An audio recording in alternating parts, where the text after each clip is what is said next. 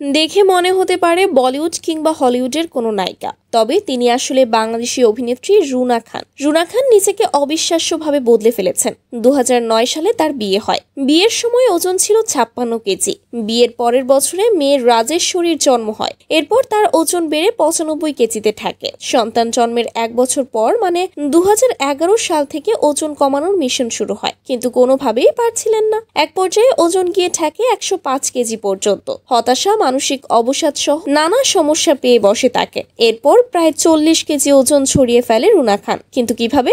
ওজন কমাতে ধানমন্ডির একাধিক জিম ও প্রশিক্ষণের শরণাপন্ন হন তিনি। শুরু করেন সাঁতার, ভর্তি হন ইয়োগা এবং আরবিক ক্লাসেও। স্বাস্থ্যকর খাবার খাওয়া শুরু করেন তিনি। একাধিক অভ্যাসেই এনেছেন পরিবর্তন। শুধু ওজনের বিষয় নয়, অভিনেত্রী হিসেবেও রুনা খান প্রথম সারির একজন। শোবিজের প্রায় সব ক্ষেত্রেই তিনি কাজ করেছেন। মিউজিক ভিডিওর মডেল থেকে শুরু করে থিয়েটার, ছোট পর্দা, ওয়েব সিরিজ, গান, সিনেমা সব জায়গাতেই তার উপস্থিতি চোখে পড়ার মতো। মঞ্চ, থিয়েটারে অভিজ্ঞতা অর্জনের পর টিভি পর্দায় আসেন তিনি। 2004 সালে তিনি সিসিংপুরের সঙ্গে যুক্ত হন। শিশুদের তুমুল জনপ্রিয় অনুষ্ঠান সিসিংপুরের সুমনা চরিত্রে রুনা খান সবার পরিচিত হয়ে ওঠেন। একটা হালুম, টুকটুকি, শিখু এই চরিত্রগুলোর চরিত্রটি পাশাপাশি সুমনা চরিত্রটিও সবার প্রিয় হয়ে উঠেছিল।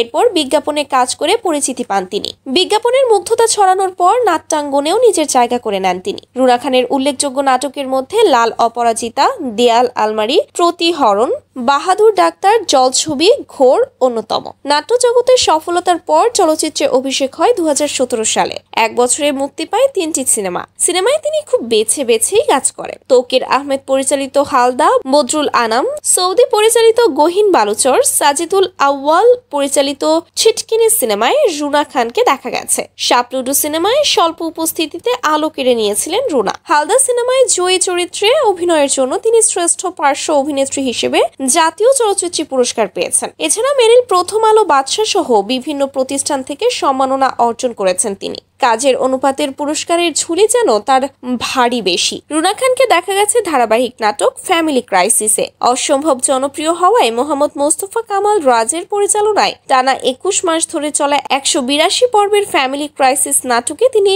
সালমা ভাবি চরিত্রে অভিনয় করেছেন। হঠাৎ ঝাঁকুনি দিয়ে শেষ হওয়া সেই ধারাবাহিকটিতে রুনা খান ছিলেন প্রধান চরিত্রগুলোর একটি। নাটক নির্বাচনের ক্ষেত্রেও তিনি সতর্ক থাকেন। কাজের পরিমাণও বেশ কম। এদিকে ওজন কমানোর ঝরঝরে রুনা খানকে নিয়ে আলোচনার পাশাপাশি সমালোচনাও চলে। আগের রুনা খানই নাকি ভালো ছিলেন বলে নেটিজেনদের মন্তব্য। অথচ বাড়তি ওজনের কারণেও তিনি কথা শুনেছেন। সাধারণ মানুষ তো বটেই, অতিরিক্ত ওজনের কারণে তার সহকর্মী, পরিচিত জনের কাছ থেকেও কথা শুনতে হয়েছে তাকে। বারবার মোটা বলার কারণে হতাশ হয়ে যেতেন তিনি। নিজের ডায়েট করার কথা জানালে কেউ ডায়েট করে কি হবে, যা হওয়ার তা তো হয়েছে, সেসব এখন অতীত। এই রুনা খান আগের চেয়ে আরো অনেক বেশি সাহসী।